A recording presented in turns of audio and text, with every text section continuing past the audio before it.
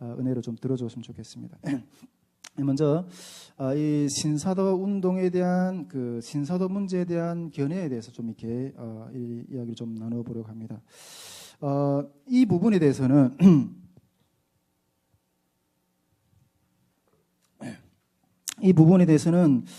우리 선교회나 저를 좀 그런 시각으로 바라보는 어떤 시선들이 조금 있지 않는가 하는 어떤 그런 생각 때문에 이 부분을 좀 이렇게 다시 한번 나눠보려고 하는 어떤 생각이 좀 있는데, 뭐 여러 사람들을 통해서 좀 그런 뉘앙스의 이야기들을 좀 들었어요. 예. 특히 이번에 우리 이번에도 여름 사역을 또 준비하고 있잖아요. 또 예수님 마음교회라는 연합해서 이렇게 나가고 있는 과정 중에 그 특별히 이렇게 말씀 학교를 이렇게 세팅하던 중에 이렇게 말씀 학교 강사들을 이렇게 추천하는 어떤 그런 것 가운데 또 간사님들 가운데 여러 가지 의견들이 있었어요. 예, 여러 가지 의견들이 있었는데 일단은 그런 여러 가지 의견들을 좀 참고를 해서 일단은 그런 반영하면서 일단은 거의 뭐 한 90% 이상은 잠정적으로 강사를 이번에 말씀학교 5박 6일 말씀학교 강사를 이렇게 결정을 했거든요. 일단은 저하고 우리 박근선 목사님 두 분이서 이렇게 말씀학교를 이렇게 진행하게 될 겁니다. 여러분들이 이번 말씀학교에서도 많은 어떤 하나님의 역사를 일으켜 달라고 좀 많이 중보 기도를 좀 부탁드립니다. 예. 그렇지만은 이런 시선들에 대한 입장을 정리할 필요가 있다고 생각했기 때문에 이 부분을 좀 한번 좀 깊이 있게 좀 다뤄보려고 생각하고 있습니다. 다뤄보려고 오늘 또 이렇게 나누게 되는 겁니다.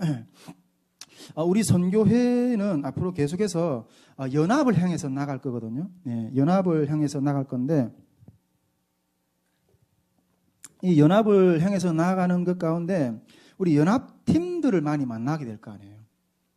예, 근데 그 연합팀들을 선정함에 있어서 이렇게 신경을 쓸 수밖에 없는 거예요. 신경을 쓸 수밖에 없는 거예요. 여기에서 중요한 것은 우리 선교회의 성향이에요. 예, 선교회의 성향. 선교회의 성향이라고 말할 수도 있지만 또 특별히 중요하게는 저희 성향을 이렇게 주목할 수밖에 없거든요. 저희 성향은 신앙적인 성향은 이렇게 성령의 사역에 대해서 상당히 이렇게 강조하고 그쪽으로 많이 이렇게 하나님 앞에 은혜를 구하고 또 열어 주시기를 기도하고 있습니다. 저희 성향이 이렇다 보니까 성령의 사역을 하는 팀들, 교회들, 그러한 지체들하고 연합을 또 시도하고 또 어떤 무슨 집회를 뭐 이렇게 연다든가 그렇게 할 때는 또 이렇게 그런 쪽의 성향의 강사들을 추천하고 또 세우고 또 이런 쪽으로 이렇게 살펴볼 수밖에 없는 거예요. 저희 성향이 그러다 보니까 연합을 하는 팀들 가운데도 그런 성향의 비슷한 성향의 사람들께 나갈 수밖에 없는 거예요. 그런데 이런 성령 사역을 추구하고 또 이런 성령 사역을 사모하는 그런 팀들을 같이 연합하다 보면 그런 팀들 가운데 문제점들이 있다는 거예요. 문제점들. 그것이 이게 신사도 이게 성령 사역을 대부분 하는 사람들 보면 그런 팀들 보면 그런 교회들 보면 대부분 이게 신사도 운동의 구설주에 이렇게 많이 오르내리고 그래요. 예, 그런 것들을 많이 느끼고 있습니다. 그렇다면 우리도 이게 성령 사역을 추구하다 보니까 성령 사역을 또 추구하고 그런 것들을 사모하다 보면 그런 팀들을 잘 분별을 못하고 이게 연합을 할 수도 있고 그러다 보면 어떤 그런 구설주에 우리도 같이 오를 수도 있는 어떤 그런 위험성이 있는 거예요. 예, 그런 위험성이 있는 거예요. 그래서 제가 이런 부분들을 좀 얘기를 했기 때문에 우리 한국에 와서 제가 한 10년을 신학 공부를 했잖아요. 신학을 했잖아요. 그러다 보니까 이게 한국 교회 가운데 대부분의 어떤 영적인 기류가 어떤 부분들이 흐른다는 것들을 알기 때문에 그리고 또 내 성향이 어떤 것들인가 알기 때문에 제가 우리 선교회 기도회를 시작할 때부터 우리 2017년 4월부터 시작했는데 그 선교회를 시작할 때부터 이 하역 기도 모임, 연합 기도 모임 시간에 우리가 교회사 맥락에서 기독교 영성사와 이 계시의 이해 강의를 1년 넘게 했어요. 매주마다 1년 넘게 했거든요.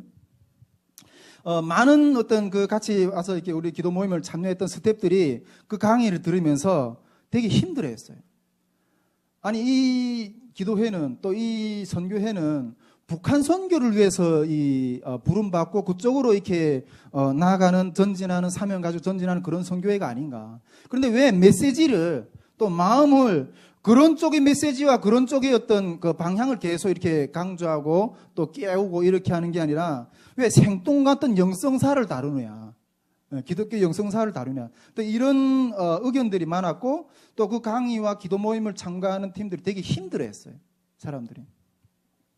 그런데 그때, 그럼에도 불구하고 그때 주님이 저에게 주셨던 마음은 우리에게 앞으로 우리 선교회를 통해서 많은 성령의 증거들을 하나님 세우실 건데, 그 많은 성령의 증거들이 이러한 신학적인 변증과 더불어 더 강력한 성령의 불길로 세워질 거다. 그런 마음을 주시면서 계속 이걸 강의를 하기를, 그런 이 바닥의 이해를, 이 신학적인 흐름의 이해를 이해하기를 원하기 위해서 계속 그걸 그냥 마음을 놓지 않고 진행했었어요. 여러분, 제가 주장하는 성령의 사역은 그 능력 면에 있어서나 또 경험 면에 있어서나 그리고 또 신학적인 식견 면에 있어서도 그렇게 얄팍한 게 아니에요. 일부 시선들이 저에 대해서 이게 뭔가 좀 이상한 어떤 그런 이 메시지와 또 영성의 흐름이 있지 않는가 이런 생각하는데, 제가 주장하는 성령의 사역의 그 모든 어떤 준비 부분은 그렇게 얄팍한 부분이 아니에요. 예, 얄팍한 부분이 아니에요. 하나님 이런 부분들을 얘기해놨었기 때문에 불과 2, 3년이 지나지 않았는데 그런 내가 그때 그렇게 우려했던 부분들이 지금 이렇게 나타나고 있는 거예요. 그래서 하나님이 그때 이때를 위해서 하나님 미리 그렇게 그 바닥을 다지기 위한 작업을 하신 거예요. 그런 준비의 작업들을 하셨다고 저는 이렇게 믿습니다. 제가 자작년인가 그 감선교회 그 기도회를 한번 우리 팀 스태프들하고 같이 참여하고 이렇게 갑자기 나오는데 그 마음에 하나님 이런 감동을 주시더라고요. 이제는 할 소리는 해야 되겠다는 생각이 들어요. 예. 사람이 무서워서, 교단이 눈치가 무서워서 내 속에 있는 성령의 감동이 주시는 그런 음성을 그냥 묻어두고 있지 말아야 되겠다. 할 소리는 해야 되겠다 하는 어떤 그런 마음을 강하게 받았어요. 오늘 본문 말씀에 보니까 너희 속에 있는 소망에 관한 이유를 묻는 자들에게는 대답할 것을 항상 준비하되 온유와 두려움으로 하라고 그랬어요. 온유와 두려움으로. 그래서 제가 이 부분에 대한 저희 견해를 좀 이렇게 정리해 보려고 해요. 저희 견해를 정리하고 또 이렇게 말씀을 드리려고 하는데, 저는 오늘 이렇게 신사도 운동에 대해서 말하기보다는 어떻게 보면 이 기독교 신앙의 본질처럼 보이는 이 사도성, 신사도, 신자를 빼면 사도잖아요, 사도. 예. 이 신사도 운동에 대해서 말하기보다는 이 기독교 신앙의 본질이라고도 말할 수 있는 이 사도성에 대한 개념의 본질을 오늘 여러분들과 좀 깊이 좀 들여다보고 싶은 거예요. 사도성의 본질에 대해서. 제가 이 신사도 운동에 대해서는 제가 잘 몰라요, 예, 솔직히. 일단은 뭐 이렇게 피터 와그너 박사가 시발점이 됐다는 것과 그것으로부터 출발한 또 양상에 대한 부분들을 지적하는 어떤 그런 강의들과 영상들을 몇 개 보기는 했었어요. 그런데 이런 논의보다는 더 본질적인 논의를 좀 해보고 싶다는 거예요. 더 본질적인 논의. 왜 사도성이 강하게 주장이 되었는가 하는 거예요. 왜 사도성이. 사도성에 대한 부분을 좀 들여다보고 싶은데, 먼저 그렇다면 왜 이 사도성이 강하게 주장이 되었느냐 하는 부분들이 먼저 좀 이렇게 들여다보고 싶어요. 여러분, 사도라고 했을 때 우리는 예수님이 12제자를 의미한다는 사실을 우리가 다 잘 알고 있잖아요. 뭐 주일학교, 이거는 뭐 주일학교 학생들도 다 아는 어떤 일반적인 어떤 그런 우리 신앙적인 지식인데, 우리 이 사도성이 강조되었던 그 출발점으로 좀 돌아가 보고 싶은 거예요.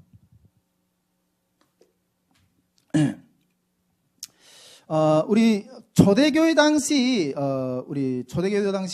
예수님이 이렇게 십자가 못 박혀 죽으시고 승천하신 이후에 초대교회가 세워졌잖아요. 그런데 초대교회 당시 이 교회를, 신약 교회를 세우는데 상당한 어떤 혼란이 제기됐어요.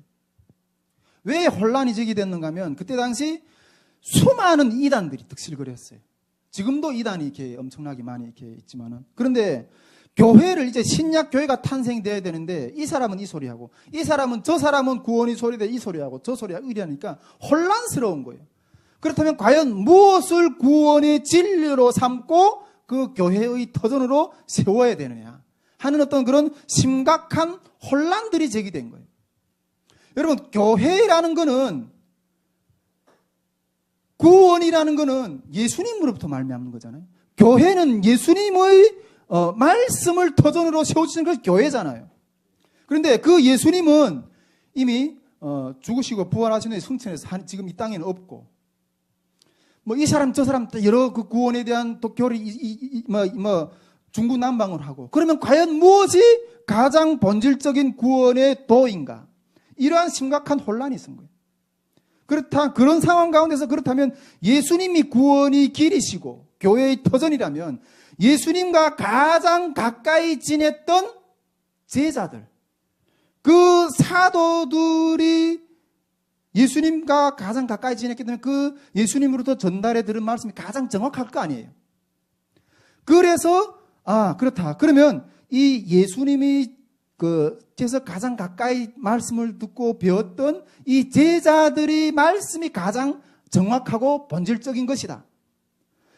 여기에서부터 시작해가지고 이 사도들의 어떤 중요성이 강조되었던 거예요.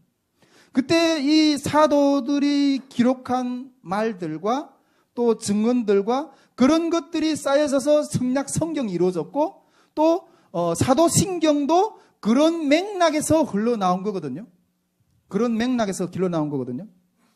예. 이때부터 이 사도의 권위라는 것은 아주 절대적인 것이 되었어요. 사도의 권위라는 것은 초대 가톨릭에서는 우리 초대 교황을 예수님의 숫제자인 베드로를 이렇게 초대 교황으로까지 이렇게 추대하죠. 그만큼 이 사도성이라는 게 상당히 중요하게 여겨졌던 거예요. 그 사도성의 권위가 지금까지도 이렇게 흘러와서 엄청난 그 권위를 행사하고 있는 거예요.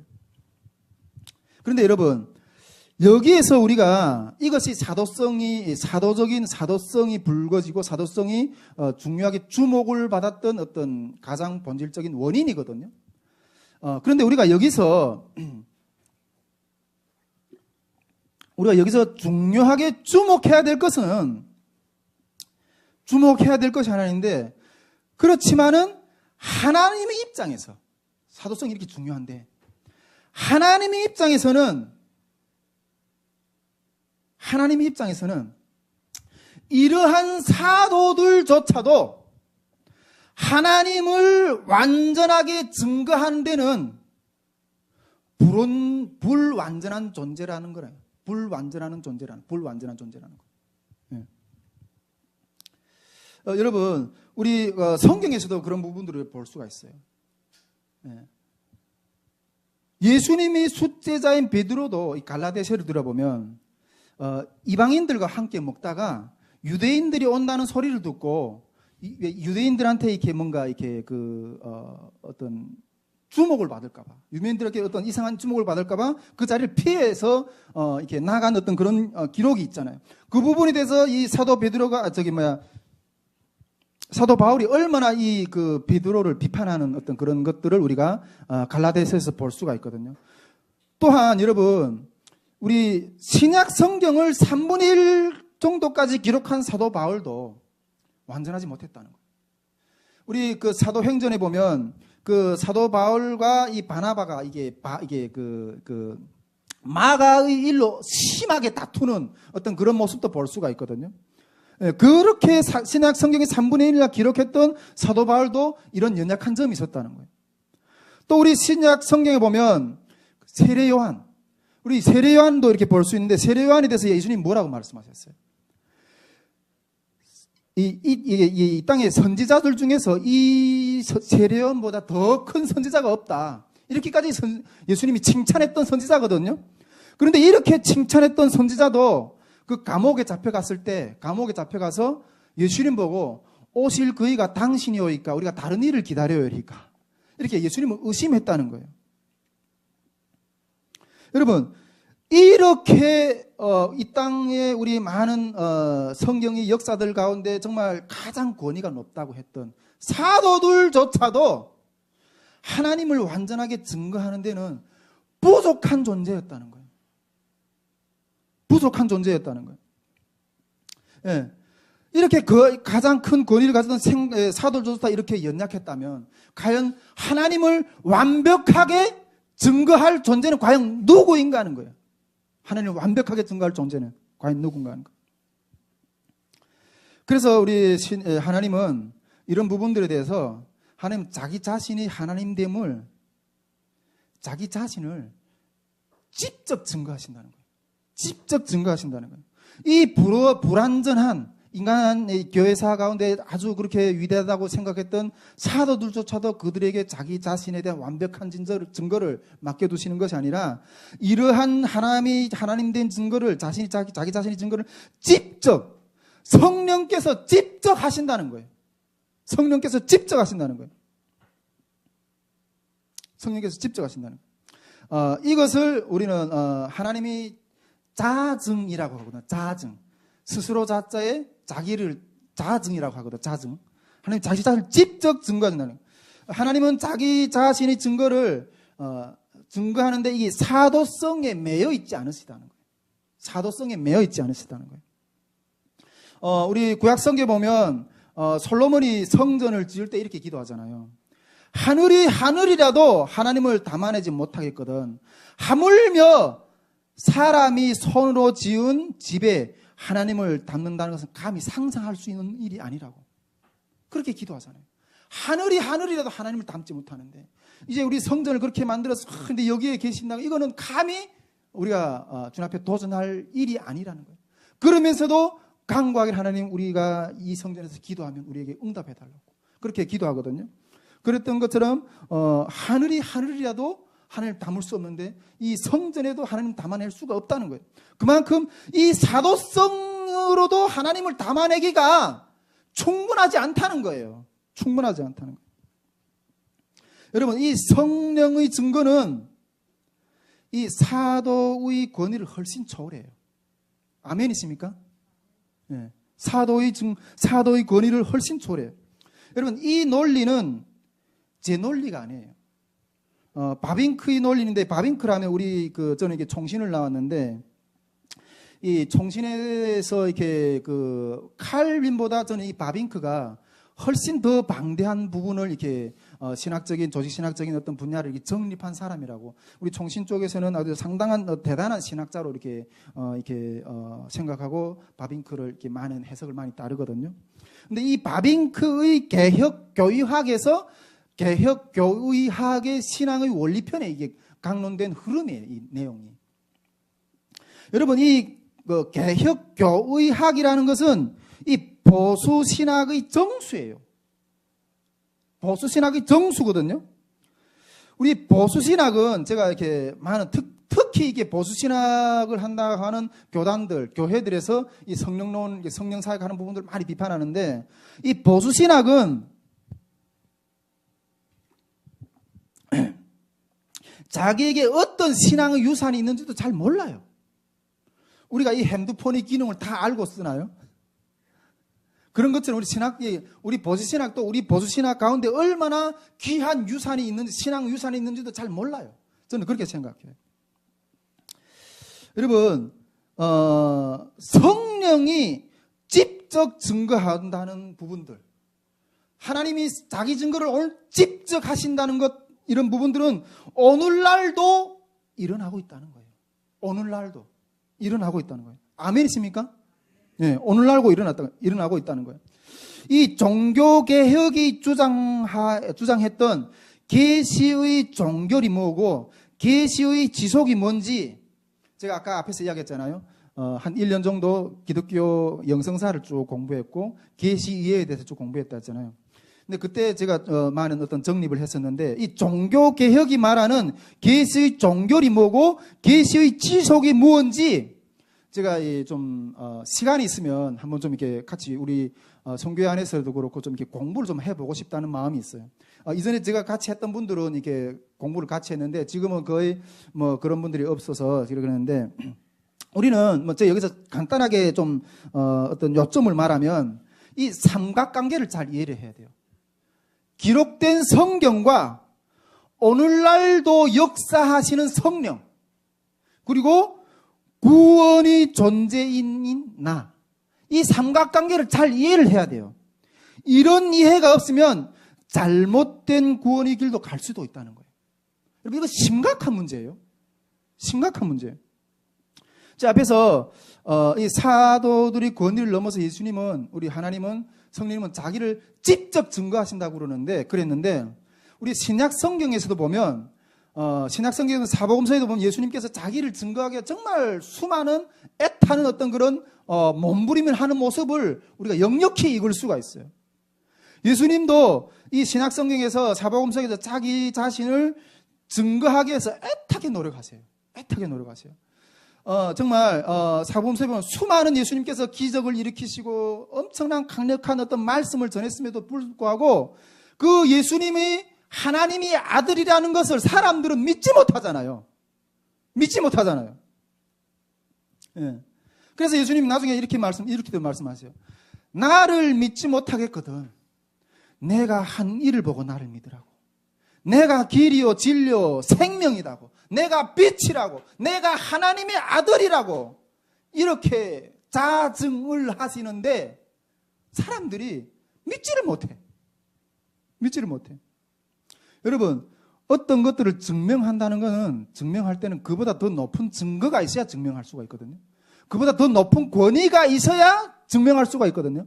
그런데 여러분, 예수님이 하나님이잖아요. 예수님보다 높은 권위가 없는 거예요. 이 아래의 개미들이 하늘의 세계를 이해를 하려고 하니까 되겠어요, 그게? 여러분, 이거는 거듭나야 볼 수 있는 영역이에요. 성령으로 거듭나지 않고서는 볼 수 없다. 하나님 들어갈 수 없다고 그랬잖아요. 예수님보다 높은 권위가 없기 때문에 증명할 수가 없는 거예요. 그래서 예수님이 애타게 자기가 하나님이라고 자증을 하시는 거예요. 자증을.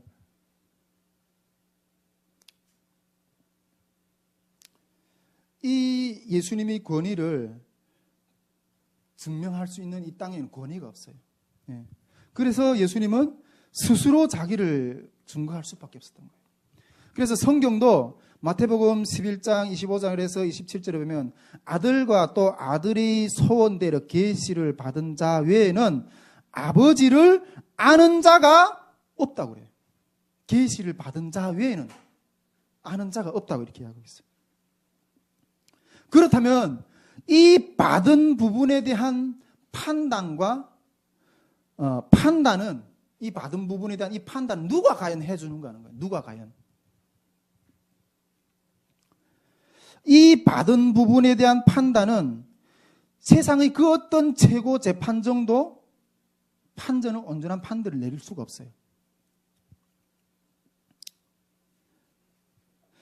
그래서 우리 그 종교 개혁사를 보면 루터가 이게 종교 재판정 가운데서도 담대할 수 있었던 것은, 루터가 종교 재판정 앞에서 담대할 수 있었던 것은 이 세상 재판정보다 더 높은 하나님의 재판정이 있기 때문에 담대할 수가 있었던 거예요. 여러분, 우리 지금도 이 세상 재판정이 뭐 대법원이고 뭐 얼마나 많은 판정을 굽게 하는 그런 판정들이 하는 것들이 보여요. 이 세상 재판정반, 재판정이 제대로 된 판결을 안 하면 누가 과연 이 땅 가운데서 바른 길을 제시할 수가 있어요. 세상 재판정도 그렇지만 이 종교 재판정도 얼마나 많은 이 기독교 역사 가운데서 하나님의 진리를 선포하는 선지자들을 죽였어요. 아벨로부터 해서 그 예수님 시대에 그렇게 오는 예수님 시대까지 그 수많은 자들을 피를 죽였다고. 예수님 시대만 그랬나요? 그 이후에 교회 시대 쭉 모든 역사 가운데 그 종교 재판정이라는 것은 얼마나 많은 사람들을 하나님의 이름으로 못 박혀 죽였어요. 그러나 그 가운데서도 사람들이 담대할 수 있는 것은 이 세상의 재판정이 끝이 아니기 때문이에요. 이 세상의 재판정보다 더 높은 영원히 변하지 않은 그 하나님의 재판정 앞에서 바른 판결을 받기를 원했기 때문에 이 세상의 재판정의 판결을 두려워하지 않고 나아간 거예요. 여러분, 그러면 이 받은 것들에 대한 판정을 할 데가 없잖아요. 이래서 이게 혼란스러운 거예요. 어떤 면에서 이래서 혼란스러워. 이거는 영들이 세계인 거예요. 받은 자만 안다고. 영들이 세계인 거예요. 그래서 이단들이 솔직히 이런 성격 때문에 이단들이 많이 등장을 해요. 이게 종교개혁 이후에도 이단들이 상당히 많이 등장하고 있는데, 근데 이게 종교개혁의 담대함이었고, 카톨릭 종교개혁이 이런 부분들을 여기서 그 부분에 대한 깊이 있는 어떤 설명까지 하기 힘들지만 종교개혁은 이 부분을 주장하며 나갔거든요. 그래서 이 성경이 우리 손에 들어온 거예요. 이 성경이. 카톨릭은 성경이 우리 손에 못 들어오게 했거든요. 이걸 마음대로, 이 해석이 마음대로 되면 이게 완전히 이렇게 오가사탕이 된다. 그래서 이걸 오픈 안 했잖아요. 그런데 종교개혁은 하나님이 이걸 우리가 이게 구원의 도를 하나님이 스스로 인도할 것이라는 믿고 이걸 오픈하고 번역해서 우리 손에 쥐어준 거예요. 이것이 종교개혁의 담대함이었고 가톨릭이 우려였어요. 예. 그렇다면 이런 영들을 규정하고 분별은 하면 그러면 어떻게 하냐? 그래서 혼란스러운 거예요. 그래서 이 신앙생활이라는 게 혼란스러운 거예요. 그렇다면 이런 영들을 분별하고 규정하는 것은 어떻게 하는가? 이게 이런 쪽의 영적인 체질이 군육이 단련이 돼야 돼요, 여러분. 그래서 그렇지 않으면 우리가 어디에 빠질지 몰라요. 구원의 길을 삐뚤게 갈 수도 있다는 거예요, 우리가. 심각하게 우리가 이거 부분을 인식해야 되는데, 그러나 성경은 이런 영들의 세계를 분별도 분명하게 가르치고 있어요. 분명하게. 영들은 영들로 분별해야 된다고. 예, 고린도전서 14장 30에 그러면 예언하는 자들의 영은 예언하는 자들을 통해서 제재를 받는다 그랬거든요. 예, 이런 영들은 영들로 분별해야 된다는 거죠. 저희 경험상 이런 영들을 분별하는 중에서 가장 중요한 키워드는 제 경험상 먼저 내가 성경의 말씀으로 튼튼히 무장되어 있어야 된다는 거예요. 튼튼히 무장되어 있어요. 성경의 토대 위에 튼튼히 서면 이런 영들을 분별할 수가 있어요.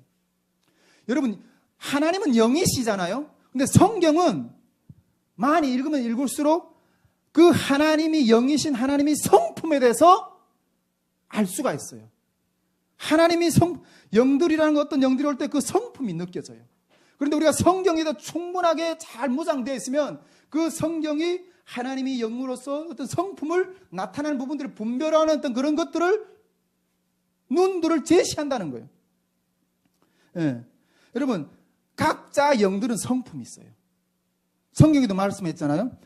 이 악한 사단이 오는 것은 죽이고 멸망하고 하는 것이라고 했잖아요. 그러나 하나님이 오는 것은 살리고 더 많은 생명들을 얻게 하시는 것이라고 했었어요. 우리가 이 성경에 충분하게 잘 무장되어 있으면 이런 영들의 성품을 잘 분별이 가능하다는 거예요. 저는 이렇게 이 신사도가 아니라 이 사도성을 초월한 성령의 자증에 대해서 집중하고 싶은 거예요. 성령의 자증에 대해서 집중하고 싶은 거예요. 이 성령의 자증의 증인으로 우리가 서야 된다는 거예요. 증인으로.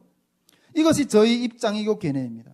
이런 영적인 흐름들을 동의하는 지체들과 우리는 연합할 수 있고 있다고 저는 생각해요. 저는 누구든지 이 자증하는 성령의 증인으로 세워져야 되고 또 우리는 사도적인 역할들을 사도적이라고 하죠. 예, 사도적인 사명들을 감당해야 되는, 오늘날도 감당해야 되는 그런 위치에 있다는 거예요. 아멘이십니까? 예.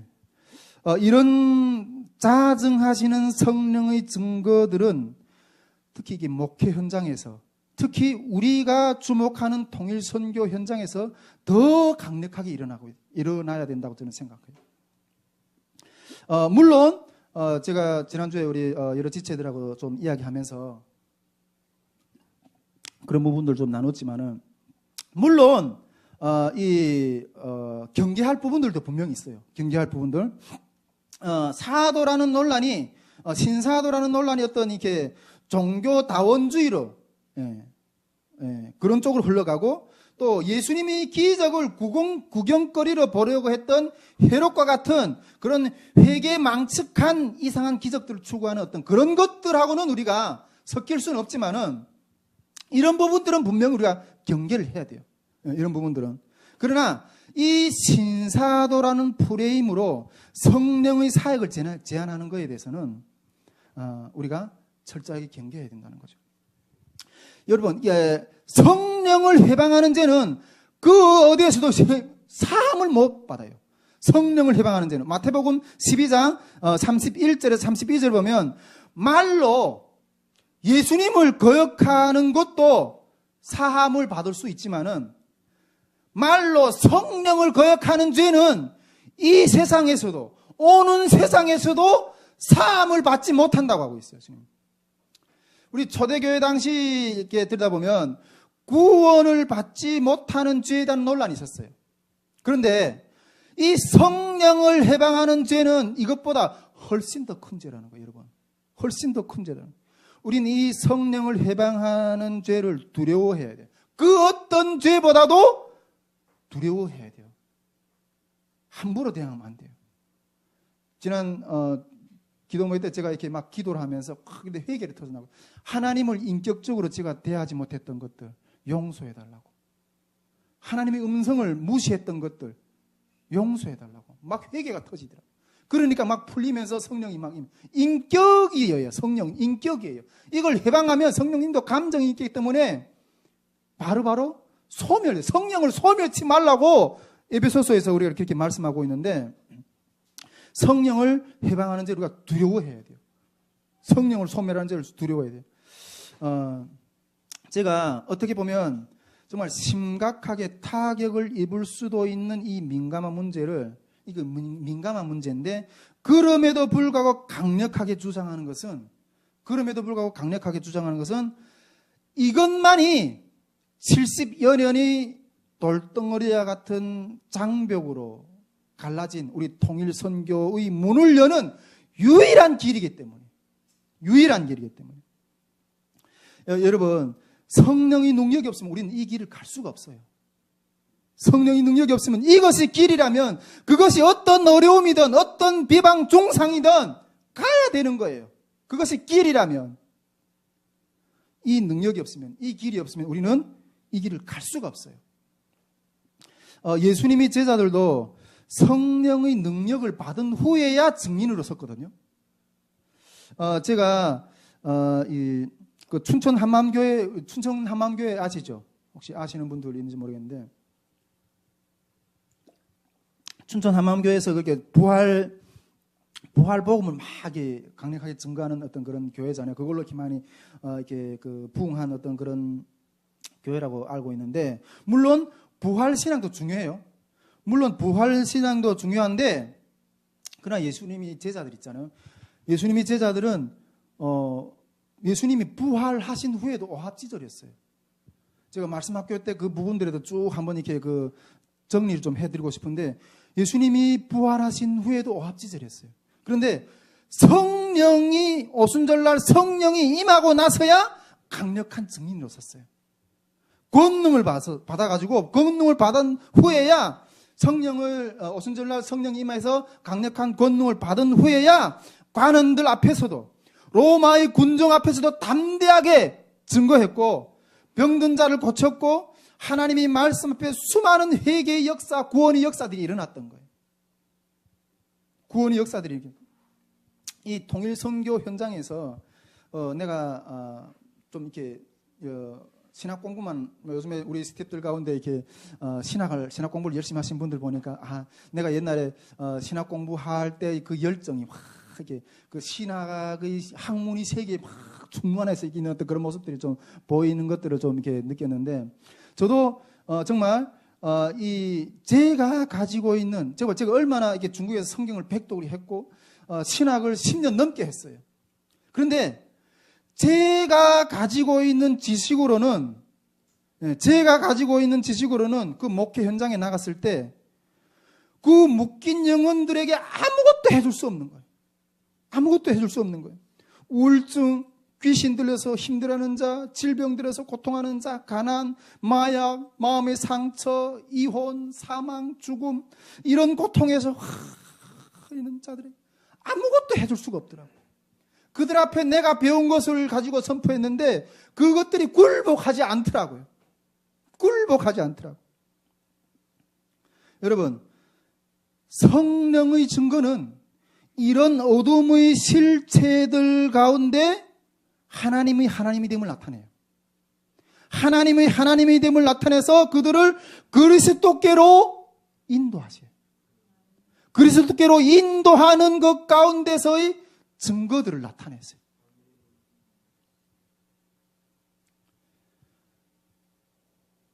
우리는 이런 증거의 증인이 되어야 된다는 거예요. 그 자증하시는 성령, 하나님이 자기 스스로를 증거하시는 빛이 증거하시는 부분들에 대한 증거를 우리는 다시 해야 된다는 거예요. 예수님은 성경에서도 이렇게 말씀하시고 계세요. 너희가 나를 믿으면 내가 한 것보다 더 큰 일을 행할 것이라고. 이 신사도라는 프레임 가운데 이 성령의 사역을 제한하는 것에 대해서 경계해야 돼요.